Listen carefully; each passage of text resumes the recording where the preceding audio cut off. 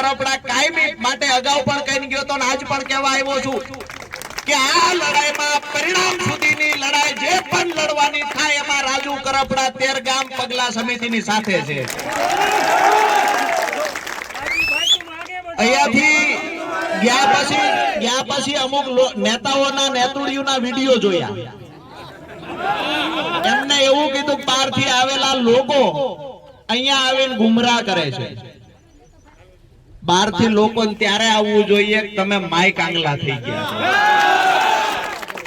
બીજી વાત કે કોઈ એવું કહેતું હોય કે અહીંયા રાજકારણ કરવા આવ્યા છે, આજે જાહેર મંચથી કહું છું કે હું કોઈ પણ પાર્ટી સાથે ભલે જોડાયેલો હોય પણ એક ખેડૂતના દીકરા તરીકે આજે આ ખેડૂતોની લડાઈમાં સાથે છું અને આવનાર સમયમાં ભાજપના નેતાઓને કહીએ છીએ કે ધાતરવડી 2 માંથી રાજુલા જાફરાબાદને પાણી મળે એ વ્યવસ્થા કરો અને ધાતરવડી 1 માં ખેડૂતો 3 સીઝન લઈ શકે એટલું કાયમી ખેડૂતો માટે પાણી રાખો।